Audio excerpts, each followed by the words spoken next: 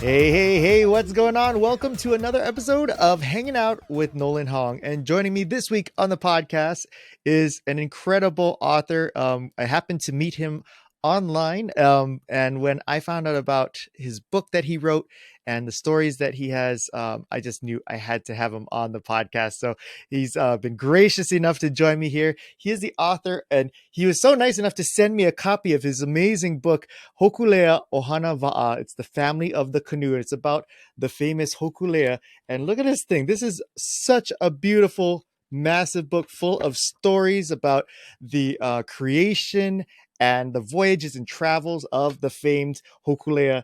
And we're going to talk all about his stories, all about the book, all about Hōkūle'a, and all about him. Ladies and gentlemen, please help me welcome Mr. James Kimo Hugho. Hey, Yay!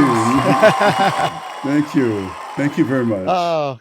Kimo, thank you so much for sending me this book. This is absolutely incredible. When you told me that you're going to send me a book, I thought it's just going to be a little tiny book. This thing is like a Bible of the Hōkūle'a. This is amazing. Thank you so much. Right.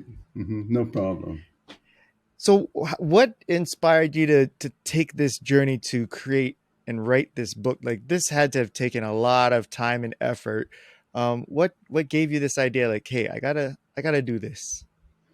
Well, actually, the Hōkūle'a project started in a conversation in 1973 amongst the people who really formed the Polynesian Voyaging Society. And at that time, Herb Connie, well-known artist, had returned to Hawaii from Chicago. And while he was living in Chicago, he did a lot of studies about Hawaiian history. And he always felt that all cultures look to their objects for survival. And he felt that the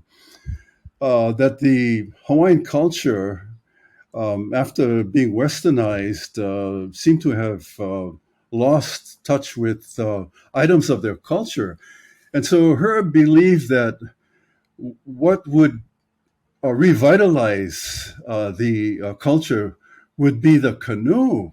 And it made sense because the ancestors arrived here, about 1,000 years ago on voyaging canoes. And they went against all odds because they had to go into prevailing winds coming directly at them. So that means, if you're familiar with sailing, it's very hard for sailboats, and especially this type of voyaging canoe, to sail close to the wind. So it told everybody that the dynamics of design was critical for these ancient voyages. And, I believe that they had their version of the STEM concept as far as math and all of that is concerned in regards to designing and building a type of voyaging canoe. So the idea started in 73, and I was introduced to Herb Connie, and then the Polynesian Voyaging Society was formed, and I was asked by Herb to consider being a board member. But more than that, I was on the rescue squad of the Honolulu Fire Department, and we were very busy. And so Herb came down to the station and saw our equipment, and that my commitment was to life safety as a first responder. And he went to then Mayor Frank Fosse, and asked if I could take a break from the fire department and be involved with the Hōkūle'a project as far as life safety concerns. So that was the beginning of how I got started in, putting that book together.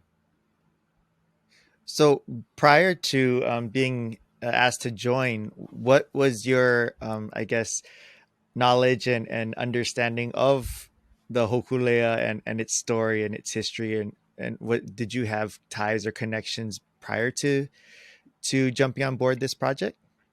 Well, it was unknown at that time. In fact, Hōkūle'a was not designed yet. As far as familiarity with the Hawaiian canoe, since Captain Cook arrived here, all we had, even to this present day, is what they call a kaukahi.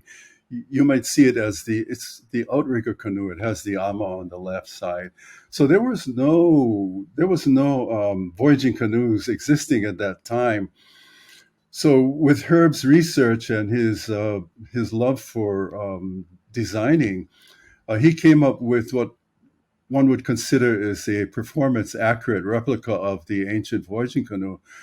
So that's how the project got started. And my background in outrigger canoe paddling and building spanned, maybe about 18, 20 years. And so that's Oh how I got wow. started. So this Hōkūle'a canoe was a brand new endeavor at that time. When the conversation started and the idea was brought up about the creation of this project, what were you feeling about it? Did you ever anticipate that it was going to be eventually become as significant and iconic as it did become? Oh, certainly. I while attending Kamehameha, I had a chance to work in a Bishop Museum, and then go behind the regular showroom and sit with all of the artifacts. And I Mm. was amazed at the fine carving, the finish work of what was done pre-contact, and it appeared as if a lot of these artifacts had been done with the modern day tools, which they weren't. Mm. And so my attachment to these artifacts was such that I had a bonding with them. It seems to be the case with all cultures who have a strong bonding with everything in nature. So it's a natural tendency. And then the Hōkūle'a comes along, and the original intent, the printed intent of the project, and it went this way. This is how it went. It would be to recreate an authentic voyage done by the ancestors 1,000 years ago. Now, that statement in itself is very profound, and that's strong words because you're going to have to back that Mhm. up. And Yeah. to present that concept to modern day people here, local people, Kama'ainas, everybody involved who love Hawaii and who see Hawaii as their home. I saw that as going to be a possible turning point and a point of, down the road, it's going to have to be addressed, because if you're saying we're going to recreate an authentic voyage, you're going back 1,000 years ago. And at that time, there were human sacrifices at that Oh time. wow. Yeah, and all of this. And so even in building the canoes at that time, 1,000 years ago, um, there was a bonding with, and this is what I believe, and I think it's true through history, that the ancients, um, they looked to everything in the forest to survive naturally. Hmm. And their appreciation for everything in the forest brought them to have a natural concern and love called animism. And that is seeing a spirit in all things in nature, including inanimate objects. So, in short, every aspect of a voyaging canoe, then the sails, the hulls, the rope, every part of the canoe came from the rainforest. And so when we began putting this project together, we had Bishop Museum and other well educated people say, well, it's odd that there's no records of voyaging canoes. All we can find are etchings up on a big island in the lava, and they don't show the hull. They only show the Mm. sails, the crab claw sails. So, in and of itself, by the canoe being all aspects, all parts of it coming from the rainforest, over time, all of these items will come to dust, and there'll be no visible evidence. But it seems Right. as though the shape of the crab claw sail was very significant, because if you look at a modern day sail, the apex, the point okay, of a modern sailboat. The apex is at the top. Now, if you Hmm. look at the crab claw sail, you just reverse it. It's at the bottom. So Yeah, right. the wider part of the regular Western sail, as it looks upside down, if Hmm. you will, as far as a crab claw sail is concerned, is a remarkable design. And a lot of people wondered, how can the design get these voyaging canoes to go against the wind and no jib? It's a sail in the front, which enables your vessel to move and creep up into the wind and be successful to go over 2,000 miles and find these small, tiny islands that are existing in the middle of the Pacific and not yet discovered. So, your question, getting back to, how did I feel? Well, it Yeah. was something that, 3 inches below your belly button, Nolan, is the chamber of Ha for all cultures. And that your mind comes into play. I see it this way. Once your Na'au, this chamber of Ha, gets a message that something has to be done and done right, then it goes up to your brain, and then it clicks in, and so they Yeah. sync. Now that's just my thought, but if you look at even in martial arts, when you're going to deliver that blow, Hmm. it's going to start from that chamber of Ha. I mean, you've had records of people in accidents. They come up with this unusual strength to Right. perhaps lift the car.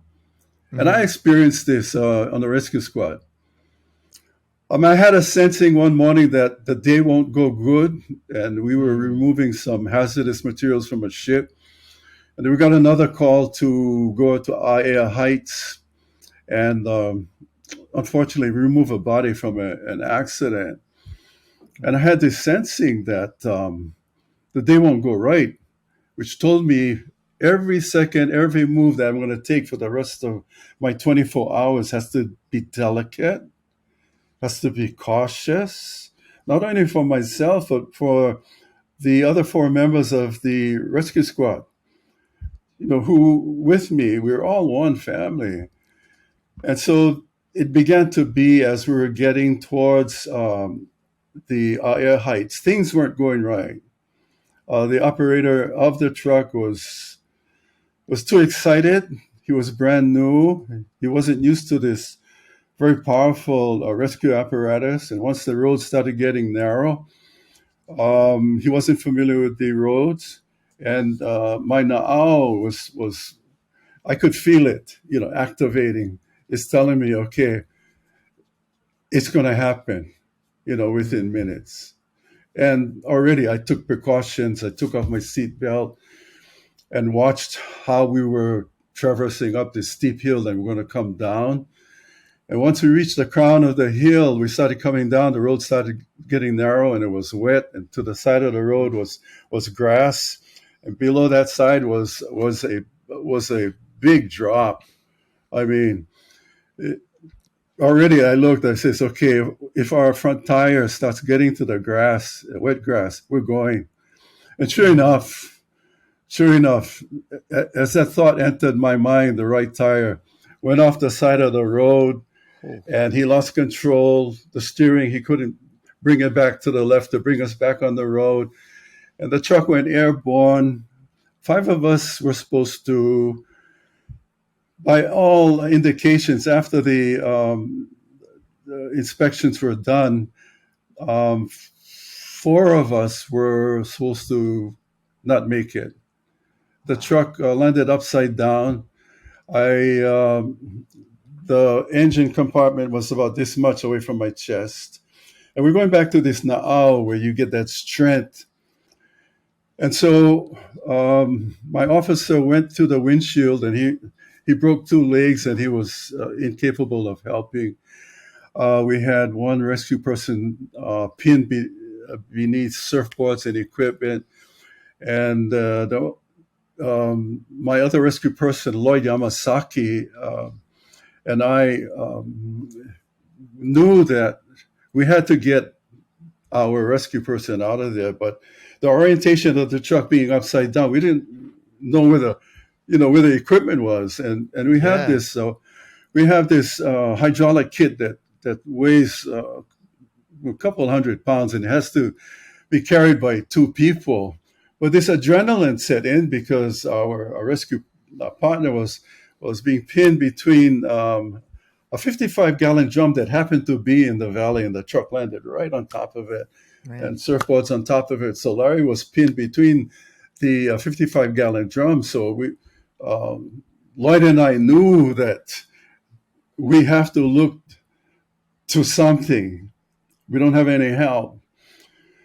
So he worked his way in to try to break a lot of the items that were holding Larry. And then I went to get this kit. And like I said, it takes two people. Yeah. Nolan, I held my breath and I concentrated on that chamber.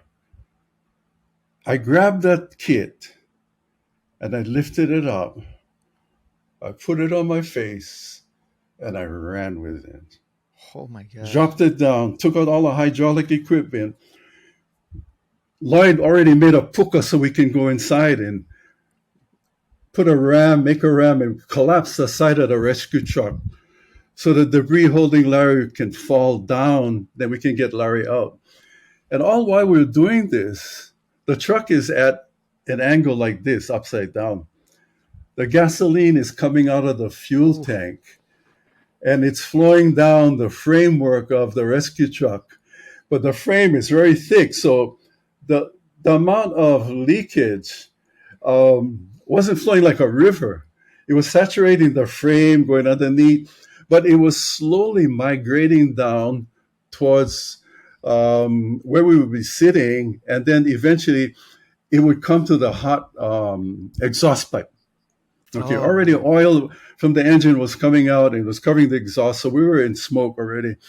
But we had to get Larry out because I felt that once that gas gets down there, I mean, it's going to be an explosion. Mm-hmm. Anyway, we got him out. But, going back to that point of the na'au, that Yeah. chamber of, yeah, it had a chance to use it to save a life. Yeah. So not only was it a source of like intuition of giving you that, okay, be prepared, but once the incident or the situation occurred, it also gave you that strength to go beyond what you normally would be able to handle that situation. Do you Right, do you you feel can, yeah. I'm sorry. Okay, go. No, I was wondering, do you feel it comes from that that is all just from within, or that it's the now is your connection to maybe your ancestors or to something else that enables you to have that knowledge and then also that ability. It's with the human being. It's not that I'm Mm, Hawaiian or my culture or anything that I had experience in the rescue squad with the canoe. It's with you. You have your na'au. It's gonna click in and sync for you later on in your mhm. life. And it's probably has with you and your wonderful wife in getting your projects together. So, it'll come in different degrees, not so much in an emergency. Mhm. For me, I do a lot of artwork and carving. And so when I get the idea, I look at it, I walk around, and I sit with the idea. Then I slowly begin, and it's all without any distraction like music or anything. It's silent. So what I'm saying is that for you, everybody else, it's the human being. You have that gift. And maybe you'll never use that gift, Mhm. but it's there for you, when you need it. If yeah, right, right. Mm. That's incredible. You mentioned that there wasn't any I guess um anything to reference as far as going back to the canoes, the ancient canoes. Like all of the Hmm. pictures was just of the sails. So How were you able to figure out how to recreate these canoes without any kind of Blueprint. and why wasn't there any? Yeah, why wasn't there anything Well, passed again, on? I guess. the canoes came here 1,000 years ago, and they sat. There was no need to sail.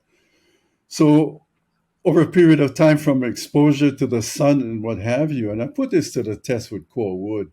You let it stay exposed out in the elements, it's slowly going to wither away. So my feeling is that these great giant canoes, once there was, the occupants, the ancients that came here were satisfied with finding paradise here. They honored their canoes, sure, and then they've just withered away. And the only model that we had, and especially for Herb, was the outrigger canoe. So if you look at it, there's two protrusions on either end. Okay, it's called a Hmm. mano. Okay, what the mano does as the canoe is surfing, it opens up the pathway for the rest of the canoe to follow. And so Herb combined this single hull, and we knew that the voyaging canoes that came here before were all double hulled. So all he did was, duplicate the single outrigger hull to the other side, and then put cross pieces, which is called the ako, which are lashed in the old days by coconut rope. And so, Hmm. as far as the Hōkūle'a is concerned, originally the intent was to build Hōkūle'a using core wood. But at that time in 1973, 75, 76, there's no core wood existing anymore that you could find to even build a canoe 40 feet long. Oh Core wow. was used by the military for rifles. And then you had countries come by with who had a lot of money, and they bought out the core supplies for furniture. So in 73, with the good intentions to try to build Hōkūle'a the old way, it would be impossible. And we had a time frame to meet. 74 would be the year of the canoe, 75 would be the year of the men and women for training, and 76 had to be the year that the voyage would begin. So if we were to find core, what, 40, 50 feet, core has to sit and age because it's all water saturated. It's green on Hmm. the inside and it's heavy. So what happens? That core, if we picked it, it'll sink. You know, Yeah. there's no buoyancy. So one would have to leave that core sitting for 20 years at least. Oh my gosh. So now it tells us, oh, here we're in modern times. Well, we can't duplicate the past. So all Yeah. this planning in the beginning, because the planning, when they mentioned that we're going to recreate an authentic voyage on an archaic vessel made out of wood with coconut rope lashings totaling 40,000 yards. Okay, so the coconut rope you take the husk from the coconut, you soak it in the water for months, then it becomes very soft and you have to twist it and make it thick because you can't lash anything the size of a shoelace, let alone seven Right. tons. So all of the wish list was beginning to, oh, I can't do this. Oops, we can't do that. Yeah. And when we had the time frame that Hōkūle'a had to leave in 76, it just put this wish list back, and it was began to be a rush. And so Herb asked that I be his bosun crew chief. Now, if you go and look in bosun, BOSUN, it's a very important position in all maritime endeavors. The bosun is in charge of every aspect of the vessel being ready to sail, being safe, that all the occupants who will sail this vessel are knowledgeable enough to get this thing going and do it in a safe way. So my role, I guess because I was a first responder, was to be Herb Connie's bosun and crew chief. Crew chief meant that Herb and I and others would take Hōkūle'a on its first shakedown ocean open cruises to see the integrity, if it can withstand a long voyage, And what we had to Mm-hmm. do was take her throughout the state of Hawaii. And the waters around here can be the roughest, especially the waters between Maui and the Big Island. It's called Alinuihaha Channel. So this is what we were tasked to do. And at the same time, once we launched Hōkūle'a on March 8, 1975, we began training at Kūloa. Herb would be the captain. We had David Lyman as the first mate, and then myself and others. So we began training our crew. We sailed to Maui. We let the people of Maui see and appreciate Hōkūle'a. And really, people saw this beautiful, and she is beautiful, coming into their waters unannounced, and they freaked out because there's this beautiful canoe coming in. Yeah. And then so they're beginning to see a, a significant resurgence of the cultural pride. So this was taking place. But at the same time, I was logging everything down and photographing. And while I was in the rescue squad, we we had to go to a lot of fatalities that I felt could have been prevented. And besides the written description of the scene and all aspects of it, I felt that wasn't significant enough. And at that time, cameras weren't in existence unless you had money. So I Right. researched some, I think, popular mechanics. And then Mm-hmm. just then the Corners 35 came out. And I felt to supplement written reports, you're going to have the visual. And Yeah. I felt that because we're dealing with a lot of fatalities, we're inside of that yellow tape, and sadly, right next to us is this white sheet. Oh my And there's gosh. somebody that's beautiful who's under that sheet. So it becomes a moment of reverence for us out of Mm. respect. And so everything is quiet. But I felt that we could be liable as far as legal uh, concerns would go Mm-hmm. because we're dealing with a fatality. And Yeah. so, a suit can go against the city or whoever was instrumental in bringing about this fatality. So I began Mm-hmm. doing what they call forensic documentation and really following everything closely. And little did I know that um, our training with helicopters and everything was very dangerous. So I started to move that to our training, and then Hōkūle'a comes along. So on my day off from rescue, I take my camera and all my training I do with the rescue squad. The next day, I'm Hōkūle'a.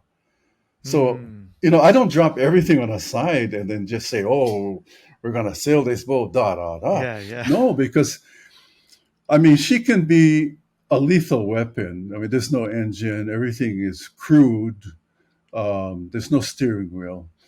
And so, left to the elements, because she's 64 feet long and maybe about almost 8 feet high off of the water, the the sides of Hōkūle'a presents a face which the wind can pick up and move you. And then so Hōkūle'a, or these voyaging canoes, as big as they are, can be very, very dangerous. So I just carried this first responders' concern of life safety over to Hōkūle'a, and was concerned about everybody who would ever come, even to this day, Mm. that life safety has to come first.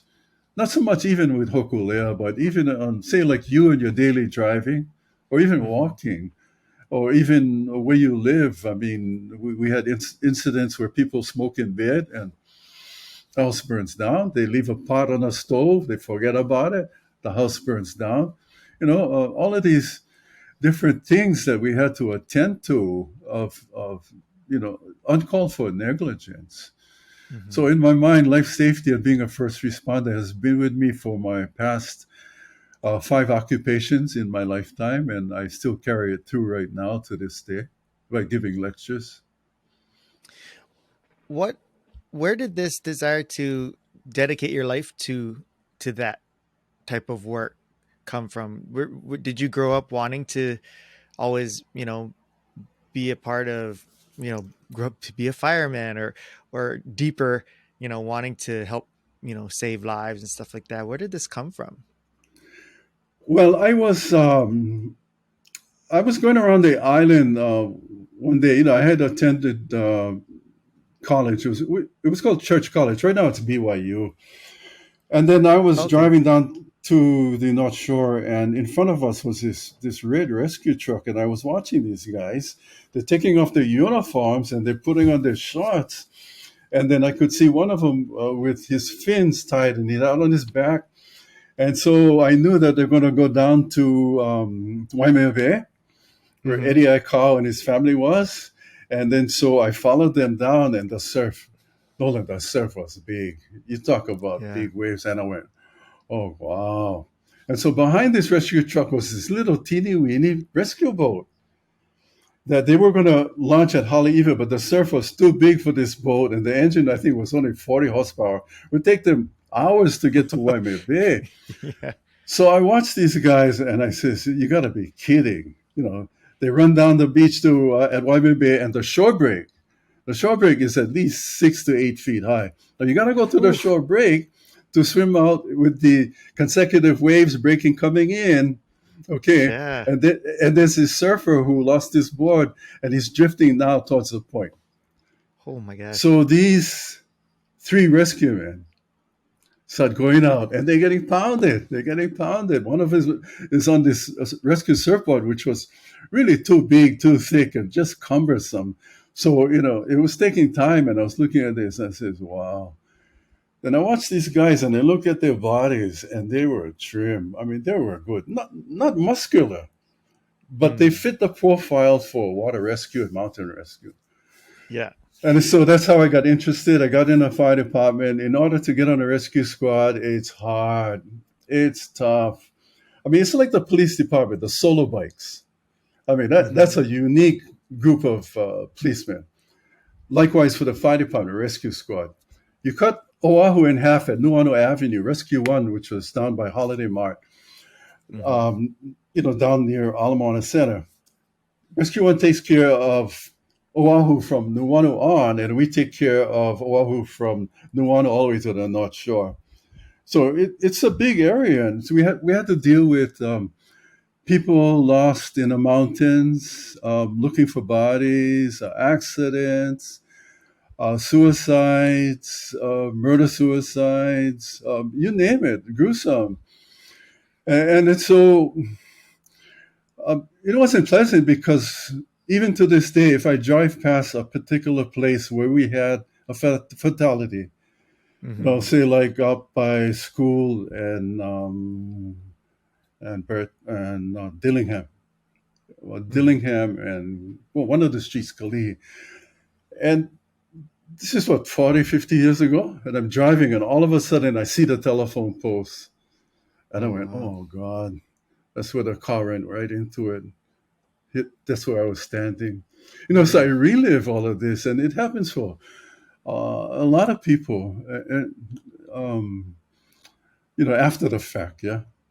And Yeah. so that's how I got into it. And unfortunately, I got into rescue because we were training on what they call rappelling from our helicopter. You come out of the helicopter on a rope, and you got to rappel 100 feet, 150 feet, and we were given this rappelling gear to try out.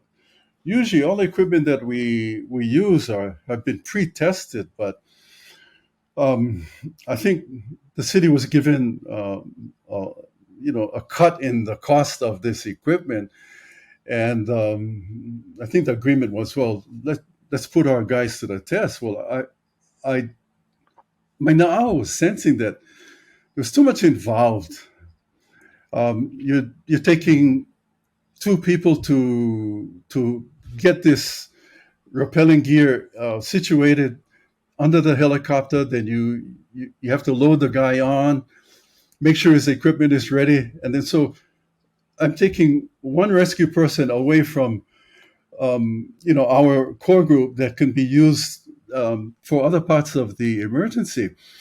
So I didn't feel good about this, and I felt, well, I got to photograph every aspect of it because I knew something was coming up. So I took measures. I filmed everything, and right now I'm putting together.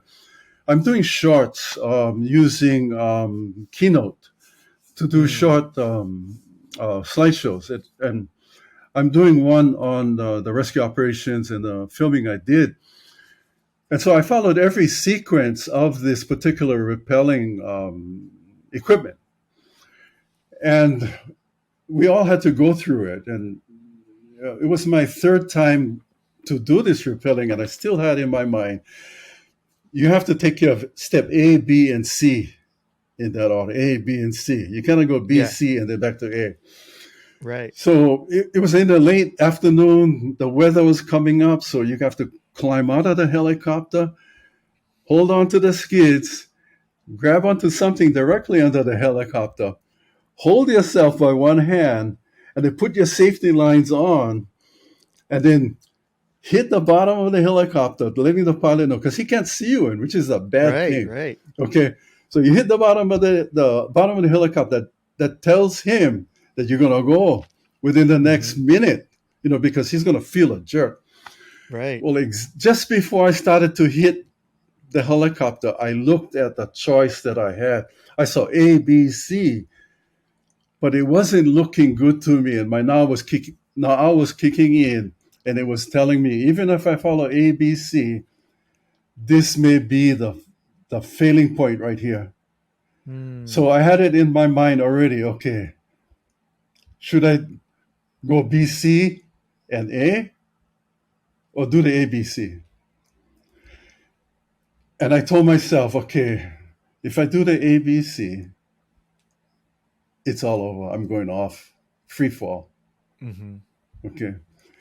So I had that in my mind that in the next second or so, I'm either going to drop or I'm going to be still attached to the plane. As soon as I let go the safety line that I did, I was still on a rope. But Hmm. getting back to this rappelling, 3 days later, my classmate who was on the other watch, Fred Frudenberg, they went through the same rappelling sequence, and he fell to his death. Oh no. He followed the ABC. Yeah. But I look at when you have too many people involved with hooking up the equipment, which we had, okay, Mm-hmm. you can say, well, oh, that looks like A, B, and C is good.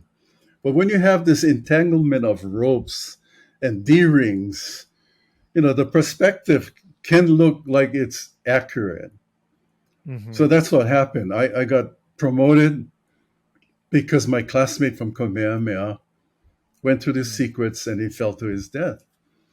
And I stayed with the rescue squad until I took my leave of absence for the Hōkūle'a project. Then after the project, I went back and I was doing more work with the helicopter and having to come close to these situations where we're either going to crash or something that could be fatal. Prior to going into this career, like as a child, were you the type that was really into adventures and being really active? Because hearing all of these things, like it sounds so terrifying, but maybe for like people who have like this nature of like thrill seeking, it's like, oh, that sounds awesome. And so for you No, to witness that beach mm, scene of all the danger, and that's what inspired you. I was curious, like, did you always no, have that kind of thing? Where? no, Wow. no, not at all. I mean, we were family raised, everything orderly. Go to church, um, build model planes, look at playing sports in school. I wasn't looking to be the number one quarterback or whatever position. I didn't look at goals as far as being athletic to the point of Olympics or daredevils. I knew in my Mm-hmm. mind that I had to be cautious about everything only by observing my father's way of life. He had everything organized and in place. He had a partnership with his plants. He talked to his bananas, and they would be the most healthy bananas and the mangoes and the tea leaves. So there's this partnership, like I said, animism. Mm.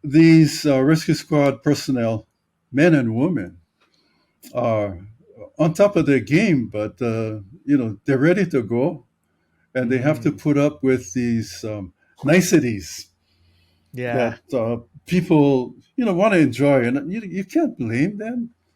But Hmm. that's just the way we are now, and how are we going to Yeah. get 10 years from now? It's going to be more fun and games, Yeah. So I don't know. Going back to what you're sharing with me about the ancients and Hmm. when they were building their canoes to travel. I was curious because you're explaining like how long the process is of getting the wood and Hmm. getting the coconut rope and stuff. And so my question is, they had to wait that long to prepare all of these things. So it wasn't like what I imagine for me. I'm like, hey, I want to go and build a canoe and sail the ocean. Let's start making it Right, now. There's a right. long term, lifelong commitment just to get to a point where hopefully it works, right? Because they didn't know for sure Hmm. it would work until they put it together. So was it a situation of that they wanted to set sail because they needed to out of necessity, or was it something where it was like they just wanted to go out and find other lands as part of their life calling, I guess? I would say that there could have been a sort of uprising, Oh, I see. um, um, different maybe families Mm, coming to this confrontation, or not agreeing on something, and then, mm-hmm, then there's this desire. Well, okay, here we are on this one island. You know, the belief was that the migration came from the Marquesas. So if you had this um, falling apart, mm-hmm. okay, the tendency would be to want to go to that island over there. Okay, Yeah. stepping stones. So what you would do would be to build a canoe and then progress and improve on the design of the canoe. Maybe you don't make it halfway, it sinks, what have you, the sails break, this and that. Then you come back to your home island and you build and you make strong and you continue to go to that faraway island. And then Mm-hmm. so it progresses from there. Now this is my manao, okay, from down Mm, here. And then over a period of time, then the construction of these vessels gets to be a lot better. You're going to have canoe builders like the navigator we brought here from Micronesia. They have to understand the underwater lines, the design of the vessel. If it's going to be too round like this, there's a lot of resistance. If mm, the front of the bow is more narrow and sharp, you're going to make more headway versus a blunt edge. So you had all of these things like STEM, yeah, how we mm-hmm. see it Yeah. today. Because look at the pyramids. They had that concept of STEM in their Yeah. own way, right? They never had measuring tools and lasers. They had Mm-hmm. ropes and they tie a knot. What they thought was, oh, maybe this is about same distance here, same distance there. And to us, it would be 12 inches, 12 inches. So to them could be, whatever numerical number they Yeah. come to. So as we get to the ancients, just progressing, I believe that along the way, there would be things floating down, drifting down, say like from Alaska. Mm-hmm. A lot of wood has over the many years has drifted down from Alaska, where there were large trees which were made into canoes, and even to this day, when you look at the driftwood coming down, that could have been the case with the ancients back below the equator. It could have been, but I think there was a spiritual um, wanting. There was this aura of spiritual essence coming down to the now that's saying there's something up there, you Mm. know. Yeah, yeah. We look at and we think of heaven. Yep. Okay. So in this case, my feeling now, they don't see any mountains. They go out hundreds of miles. They sail, sail, sail. They can't find any island. And they get acclimated to the weather conditions, maybe 100 miles from their island. And they keep on moving, moving, moving, improving on their vessel, improving on their vessel. Okay, so here we're talking about the vessel. Mm-hmm. How do you know directions? How do you know where north is? Right. You know? Mm-hmm. So this is twofold. You got the vessel, but you can feel, okay, well, the wind's coming from there at all the time. So where is there? Yeah. It could be that the winds are coming directly from west. Okay, so they would have to progress, progress, progress, make it up to the equator, but they had to rely on the only thing available was that stars rise in the east, and they follow a set path, and they go to sleep in the west. Mm. So watching this every night, the ancestor seniors, the kupuna, they say, hey, same, same, same, same, same, same. And then so they begin understanding that the heavens will be their guide. Mm. This star that they've been watching for years is going here and there, here and there. And at the same time, you have these stars. Like over Hawaii right now, say, okay, I'm up here in Malani Heights. Over the over Palolo Valley, if you go straight up at night, you're going to find the North Star, which is called Hōkūle'a. The Mm-hmm. North Star doesn't move like the rest of the stars.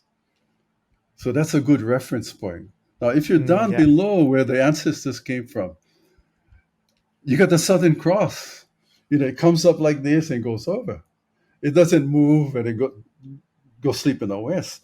So you got these reference points, thanks to God or somebody, Mm-hmm. that the ancients realized, hey, besides these stars that are coming from the east and going in the west to sleep, we got this reference point down here and a reference point up there.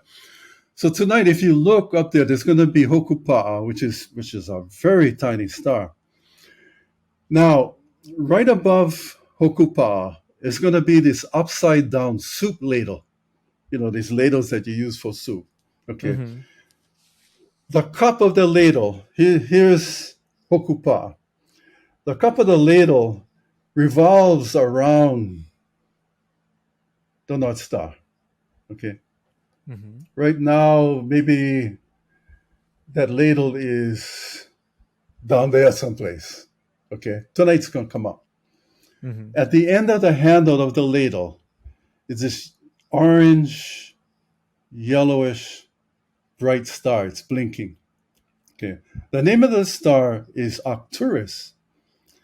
Arcturus is the zenith star that is known to stay over a chain of islands, which happens to be Hawaii. So these different islands throughout the Pacific have their zenith stars. So this Arcturus, the zenith star from way back, was directly maybe over Kauai or the northern islands. Now it's moving, moving, moving. That's a long time. Okay. Mm-hmm. So because the zenith star Arcturus was a zenith star for Hawaii, Herb Connie named Hōkūle'a. Arcturus is Hōkūle'a. Ah. So that's how she got her name. So now go back to the ancients, making headway, sailing on their voyaging canoe. They have to know where they're going. So they relied Yeah. on the heavens, and so that brought them to be perfectionists in navigating without instruments like Columbus and everybody did, because they had the sextant. So that's one proud factor about the Hōkūle'a project, even to this day. You have women navigators, the best. Young men, the best. And so that was my role, is to bring people in who can safely understand and sail Hōkūle'a so they can get to the next classroom, which is basic navigation. And then from on, the next classroom, the next one, and then graduation. And then from there, they continue on to the College of Voyaging.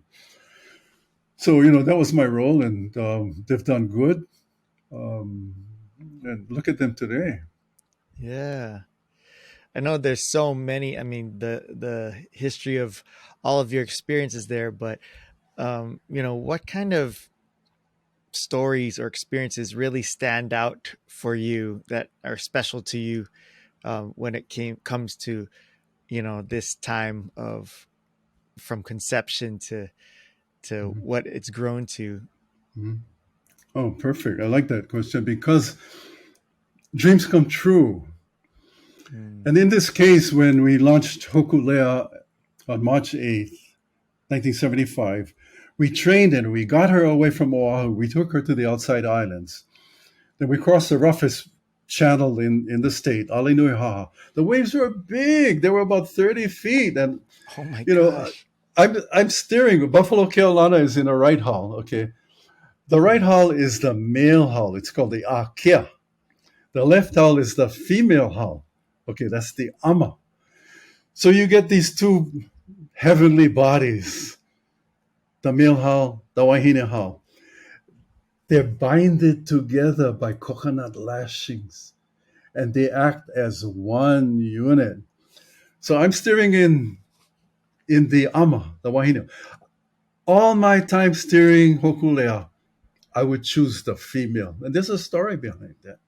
But getting back to your question, once we took Hōkūle'a to the outside islands, now can you imagine? We come into Kona, people are wondering, wow, what is this? We pull up into this pier in Kona Harbor. A security guard comes out, beautiful local boy, nice. He runs out in his security uniform and he says, hey, get this thing out of here. This is only for tourist yachts only. He didn't realize that this was a vessel of his ancestors. I said, Yeah. okay, no problem. So we unhatch our lines and we start drifting. We had an outboard motor that had been inundated with water throughout. It was a 35 horsepower engine, but at that time the capability I think was down to 20 horsepower because Oh of wow. saturation. Yeah, So yeah. here we're outside of Kona, we're floating around, and we had to make our way down to City of Refuge. Okay, Haleoke'awe. Perfect place. City of Refuge. You look at it, what does it mean? And then so all of a sudden, we start drifting right below Keauhole Airport, which is all barren and hot. And then we have the engines not working. The sun is coming down. And one good thing that uh, I I wouldn't say take advantage of, to try to find good crew members, is because everybody, once you get exposed to intense sun, especially in the back of your neck, it's Hmm. it's going to wither away your strength and your ability to really deal with it. So this type of Yeah. exposure I was watching and observing that was affecting a lot of the crew members.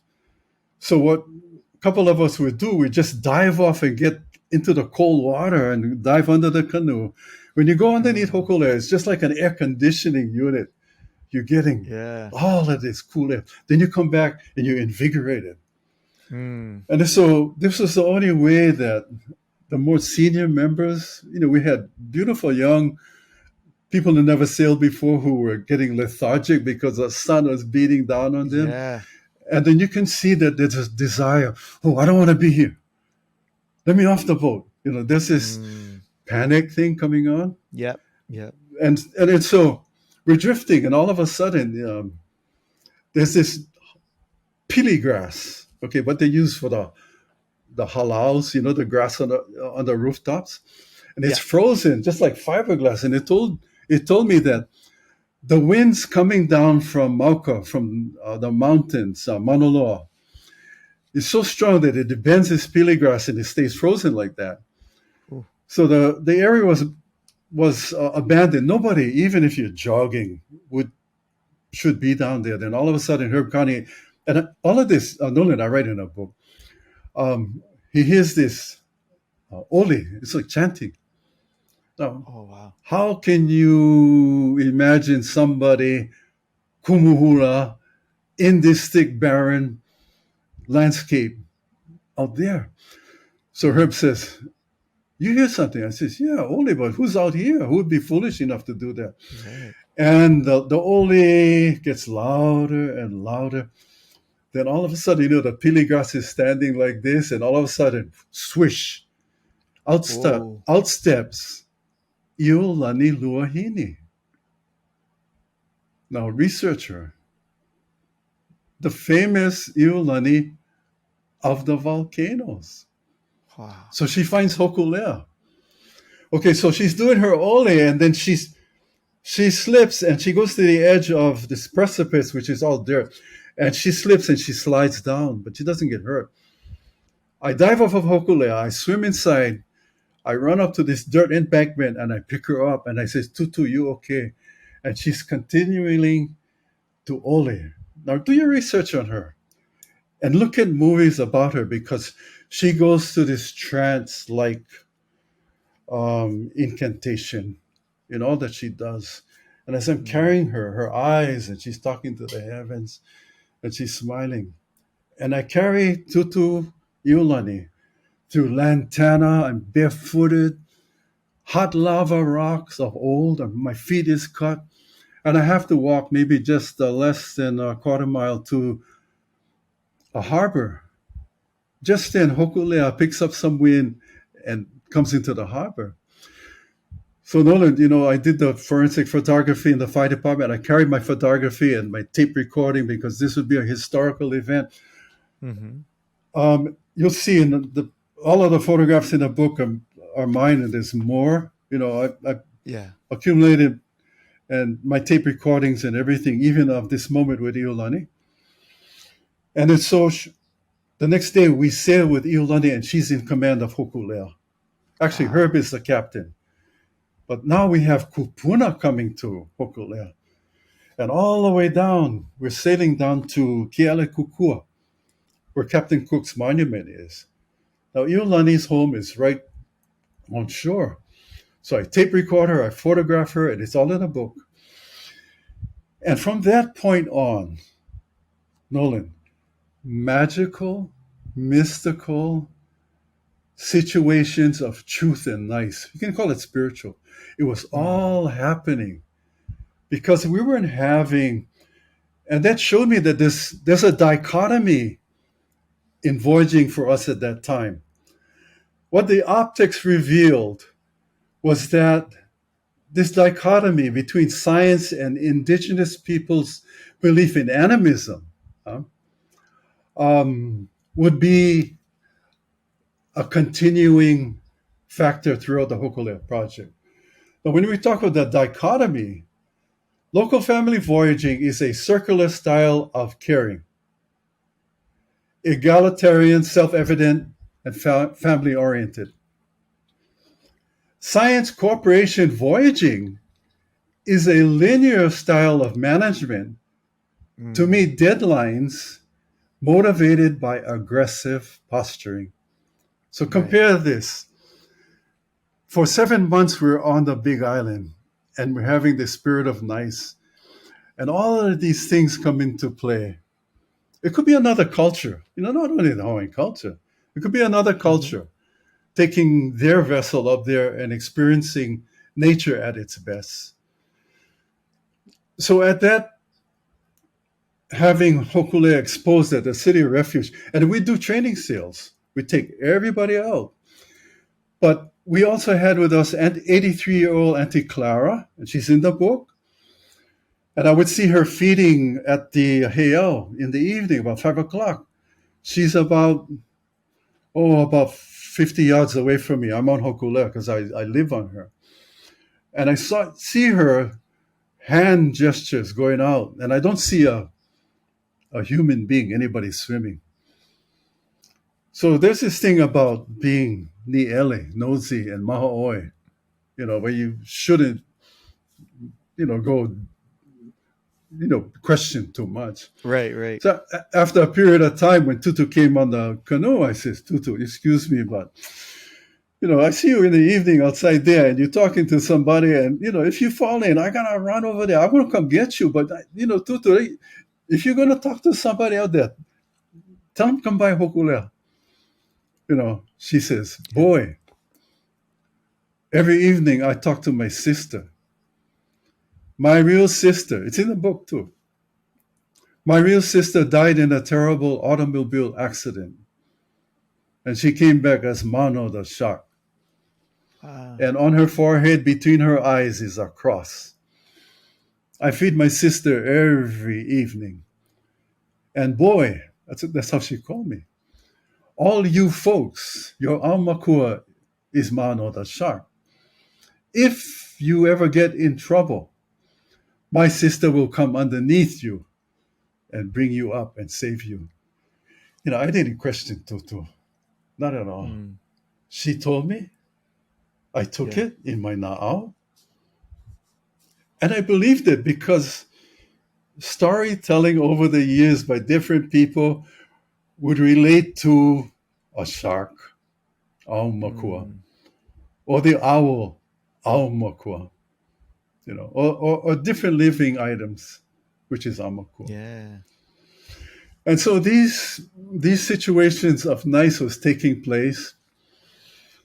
And on the last night at Haleokeawe, we were invited to this paina up Mauka at this home of David Roy, who was a cultural specialist. And I says, David, I have a friend coming. The road isn't lit. Can I go outside Mauka and go wait for him?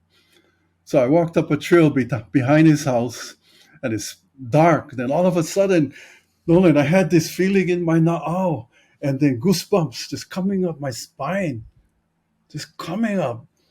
And I felt that there's a presence, an energy presence with me, more powerful and more bigger than me. Yeah. And I heard stories, well, they got the night marches, so hey, you better get to the side of the road or else. Yeah.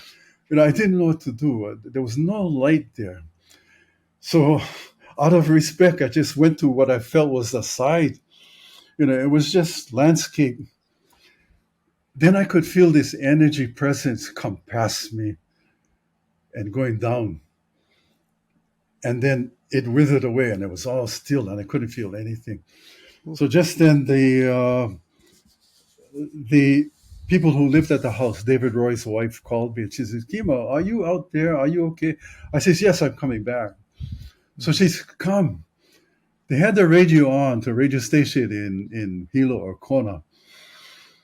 And it says, Mauna Loa has just erupted. Whoa. Yeah. Mauna Loa has just erupted. And sure enough, we went outside. Nolan, you start to see this light coloration of maybe orange. And then Mauna Loa is in the distance. And in I didn't know the topography of the big island. I thought, oh gosh, we got Hōkūle'a down here, anchored in front of Haleokeawe, and Mauna Loa is going to come down. So I got to get Hōkūle'a out of there.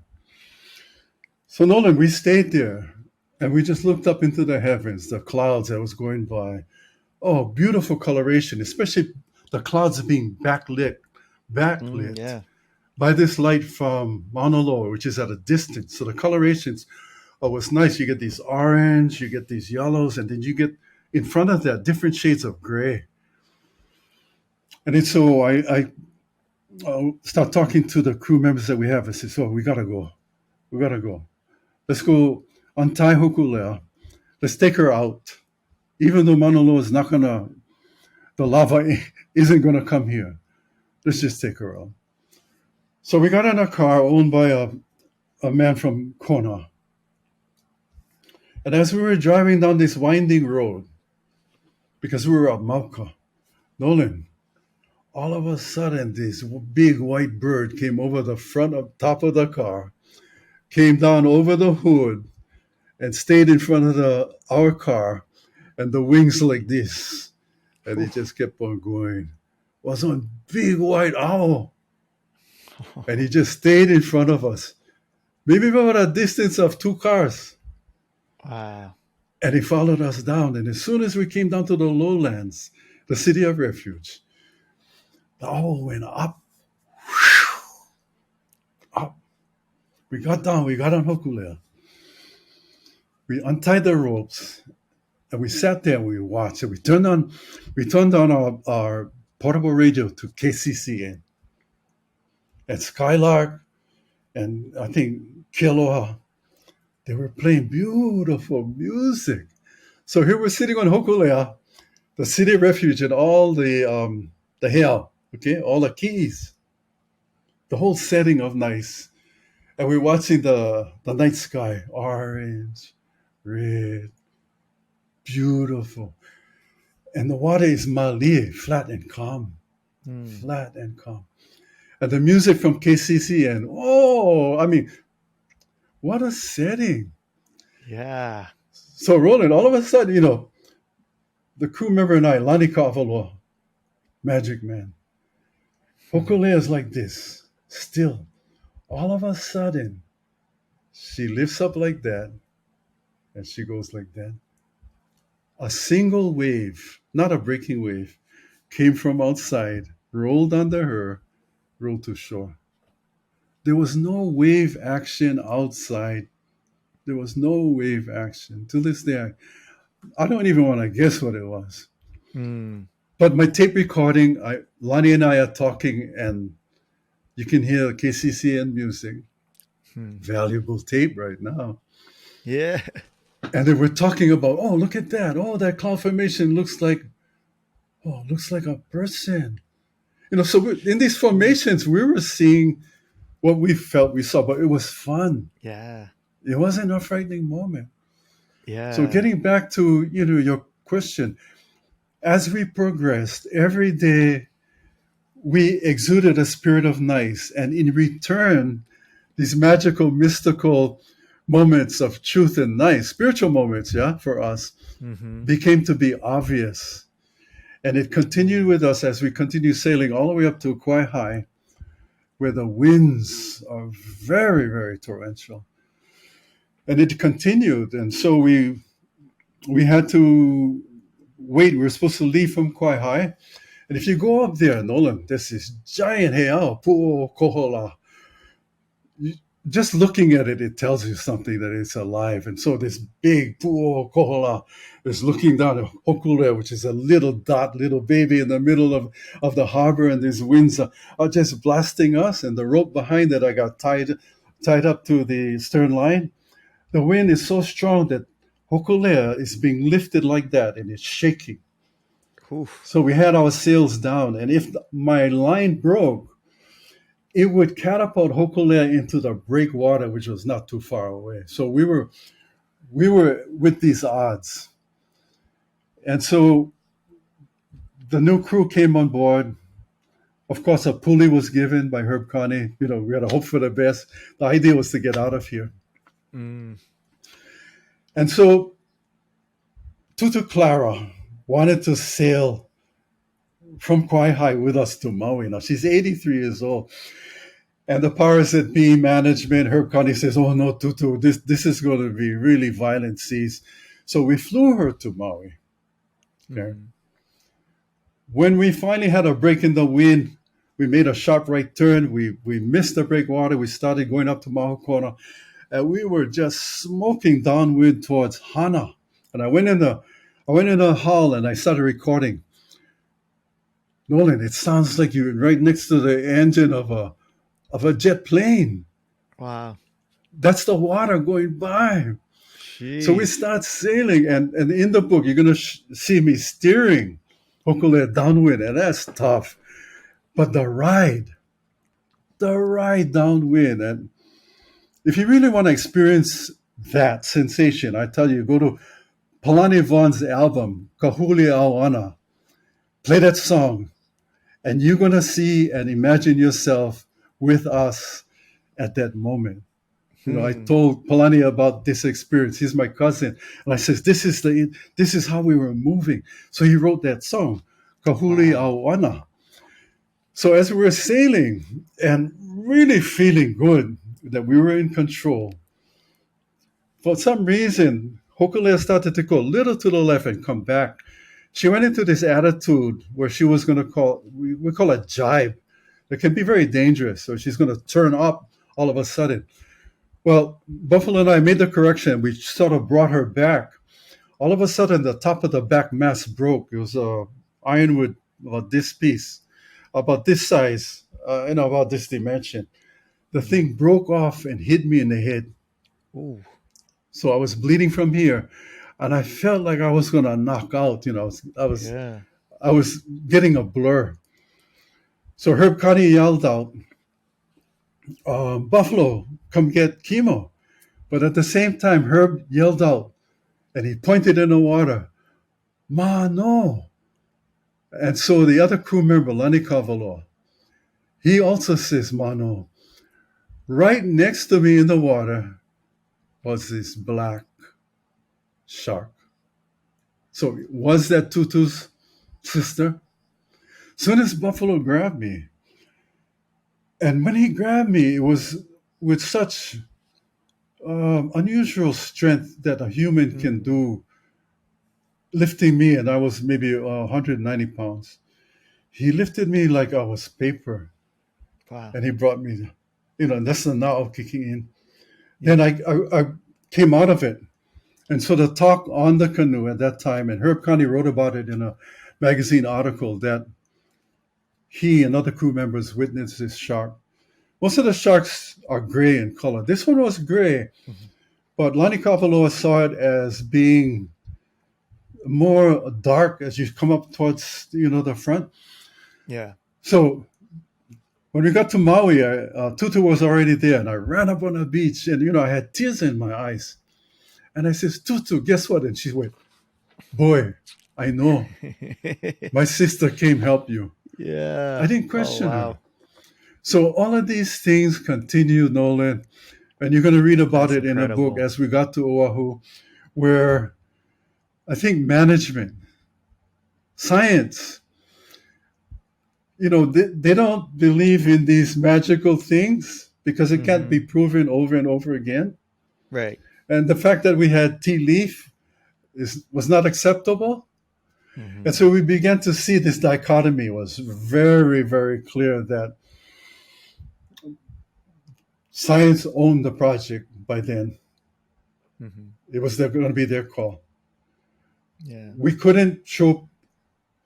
I don't think they would really appreciate my tape recordings, witnesses, and what have you. Although I tried my very best to tell them, hey, the success of this voyage to Tahiti will be such that if we play this game, that we look at all navigational stars as friends. And that was a wrong thing to tell a scientist. Uh, Because then and there, I think it put us to this activist sort hmm. of Hmm. grouping. But all Yeah. we did was experience our ancestors voyaging canoe in the elements that it's so used to. Yeah. Which And was the then, whole the point of it from the beginning, right? right, but then more shocking news came is that Hōkūle'a had to be rebuilt because going between the islands, the hull was working. When we built Hōkūle'a, we had a lot of volunteers, which is good, but people not acclimated to building boats. So, Mm. say, case in point, I tell you, hey, Nolan, go screw this thing in, so it gets a good purchase, it gets a good bite. So I give you the screwdriver, but your hands are raw. Hmm. Okay, now you try screwing something in with a screwdriver. You take about 8 revolutions. The base of the screwdriver is gonna rip your skin. Hmm. So the quality of work for building Hōkūle'a at that time, in my mind, varied. So that was one reason why after we did the sea trials, everything started to work, which meant that Hōkūle'a had to be rebuilt again. Mm. Now that put us behind schedule, Yeah. only to find out that at all costs, Hōkūle'a has to leave by a particular date. Why? Because we got funding from the Bicentennial Commission. Okay.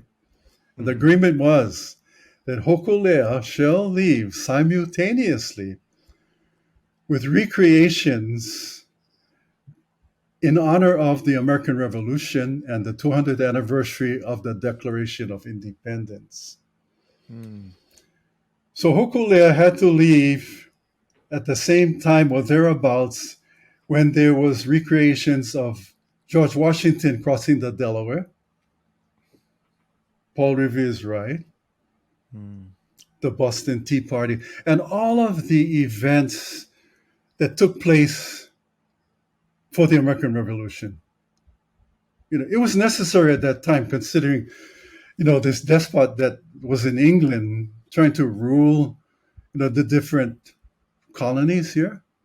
Mm-hmm. So, but to put it in perspective for the Hōkūle'a project, where we were supposed to recreate an authentic voyage, Right. but the fine print, and I explained in the book, the fine print says that the departure of Hōkūle'a will be co-incident, CO-incident, the fine print, okay? Mm. We're celebrating the 200th anniversary of the Declaration of Independence. So that was a priority. All of these cultural niceties that we were experiencing, that is being experienced now, was not something that wanted to be discussed in conversation. Hōkūle'a had to leave, not completely repaired. There's disagreements between the cultural family of the canoe and the corporate owner of the canoe. Gotcha. So I spoke up, and I was relieved of my position and removed from the canoe. National Geographic filmed it, and I can give you the film. But it was because, with all good people and good intentions to put this project together, like anything else, when you get funding, in most instances, your corporation, be a nonprofit or otherwise, you're going to be obligated to who gave you that money. And this is the case. This is the case. So, you read about it in the book. Well, I'm just, I know that there's, look at how thick this thing is. There's a lot to go through in the book, and we'll all hear about. But before I let you go, which thank you so much for all of your time, I gotta follow up with you. You mentioned that you always went on the Wahine hull, and there was a story behind that. Would you mind sharing what that story is and why you chose to only use the Wahine hull? Okay. Go back to the basics of STEM. Okay. Centrifugal force. Okay. The outrigger canoe is like this. Okay. Now, if you get in the canoe and you start paddling, because of the wrong bottom and because your center of gravity is higher, you're going to roll over. Okay. Yeah. So the thickness of this canoe carries people, whatever equipment you put in there, food, what have you. So it's carrying the bulk of the load. Okay, so what's keeping that canoe from turning over are these two cross pieces that go across that main hull. And it comes down to this small piece of wood. It's not hollow, it's just a branch. So it's called the ama. And so the ama is what's keeping this big part of the canoe stable to enable the voyage to continue to wherever you want to go. This small ama is the wahine, is the female. All of this weight and the depending on getting to your destination is heavily put on the wahine, the female. And I've had to be with good women as far as family, friends, in school, in voyaging. And I knew that once I get into steering Hōkūle'a, because on the Wa'akaukahi, which is the outrigger canoe, you only steer in the big hull. Yeah. It gave me a chance to say, I want the ama. I want to be with the female. And I stayed there ever since. Wow. So that was my reasoning. That's beautiful. It's a matter of equality. Yeah. Because the weight that the female ama is taking, I mean, if you look at it mathematically, she's supporting tonnage for a long duration of time, 2,000 miles, what have you. And she is attached by lashings. And these lashings come from rope made in the pristine rainforest that was once upon a time. Mm-hmm. So, Nolan, that's why I've been partial to steering Hōkūle'a in the ama. That's just like in my household, our whole family is all of the burden and the weight is on my wife's shoulders, and where she steers us, that's where our family goes. Right. So right. She's our lead. We compare it as to, like, I don't know if you ever saw the children's cartoon Voltron, but it's like all these different little individual lines come together to make one giant robot, but there's one individual person that mm-hmm. Drives it and maneuvers it. And I always say she's the one, like I may be the one that looks like I'm the strong robot, but she's the one that steers us and guides us. Right. Yeah, exactly. You got it. Right. You got it. Yeah. So Kimo, this book that you beautifully put together, how long did it take for you to write it, and from when you started it to publishing it, how long was this project for you? Well, as soon as I got wind of the project taking place, I knew instantly it was a historical moment that had to be documented. And I was doing documentation, with the rescue squad. I mean, detailed report writing, and then combine that with photography. So I took this over. But Nolan, at that time in 1976, there was no computer. All I had available was the yellow Murado number 2 pencil that we had in high school, and then the folder with the ring inside. Nolan, I took notes, but I wasn't about to write a book with those two implements. And then word processors came, which afforded me the ability to understand how you set things up for writing. Right. Then, thank goodness, Steve Jobs came. You know what I mean? And the MacBook. And soon as the MacBook came out, even though this was many years after the first voyage, there was this writing app that came out. It's called Scrivener. And so this book is all self-published. Wow. And so I went to Scrivener. I started to learn it. It had, you talk about bells and whistles. Mm-hmm. Scrivener had bells, whistles, and everything else that you can think of that, you'd not realize would be available for a non-writer like me or anybody else. And, I've been telling people, you want to write, it's so easy now, go to Scrivener, but there's a lot of other good apps for writing. In fact, I've done two scripts on Scrivener. One is for a 30-minute film, here in Hawaii, Wow. and the one is for a full-length feature. I mean, you're talking like Jason Momoa's movies. Yeah, yeah. I started writing this one. It's called The Fleet. I started writing this one back in '78 and adding Wow. to it, and everything that's been taking place, especially about this climate change. I Mm-hmm. read about it in the book where there's sand coming over from the westerly winds being dominant over the trade winds. And then sand is piling up on Kalakaua Avenue. Mm, yeah, So right now, what's taking place with all of this, with the weather changes, it's yeah. coming out exactly how I write it in my script. Wow. So I'm still toying around with writing. I hope that I can get this independent film out.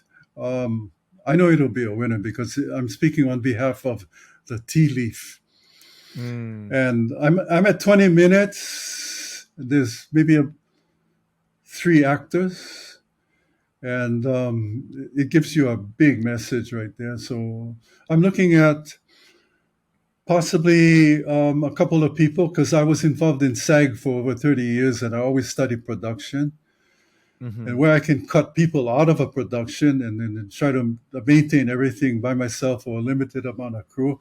So that's the next Mm. thing I'm working on right now. Oh, And other fantastic. short stories with Keynote and following a Ken Burns style, you know, but Mm-hmm. using Keynote and slideshow format. I've just finished a couple right now, and I got about a dozen that I'm starting to work on in addition to the film scripts. Keep me busy. Man, that's beautiful. I love that you have all these stories and that you are sharing them with all of us. And I'm excited to see what all of these projects come to fruition. And for people who want to keep up with you and stay connected Mhm. with all of your work, what would be the best way that they can follow you on this? Okay, right now I'm not on any social media. You know, Mm-hmm. if you go on Instagram, you'll see a lot of my photographs, and I describe the text about the moment. Yeah, I'm more into my artwork and putting these movies together. yeah, I'll have to, look at somebody to help me if I have to really look to going into Facebook or the latest, and especially mm-hmm. you've given me enough incentive now as far as podcasting. I'm ready for that. Yeah, I have my shows already. So if awesome. anything, I'll go into podcasting. How they want to get a hold of me, I'm at Storytell Hawaii at hawaiiantel.com. I'm on YouTube, and all of my short movies will be moved over to YouTube. I have a few things on there now that could be interesting, but I want to pile more on. So if anything, I'm going to take your advice on looking at that site that you mentioned about your wonderful wife gave advice Yeah, yeah. on making the podcast. So I'm going to begin doing that before anything else. Awesome. Well, and then people, you have a website too about your book as well, right? So Hmm. familyofthecanoe.com.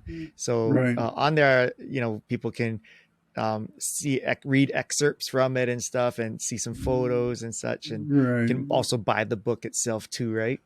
Well, yeah, I'm going to be pulling the book out because actually it's my dissertation, and Oh. I've been giving the books to people who are interested in voyaging. My idea Okay. of this book wasn't to be on a bestseller list. I wanted to put it out there, and I had different venues. And my number one was Namea, Hawaii, down Mm, in Ward, Miley yeah. Meyer. Um, we had best books up in Hilo. And yeah, if they want to purchase it, you can go to my website, familyofthecanoe.com. Familyofthecanoe.com will segue into another website, which is PolynesianVoyagingArt.com. So I also Mm, want to begin doing more. art vlogging Mm-hmm. besides the podcast. So, I'm going between a palette here and a carving tool Yeah, here, and a camera here, but they you know? but they all combine into to the goal, which is to Right. carry on and connect Yeah. everyone through these Yeah. stories. So beautiful.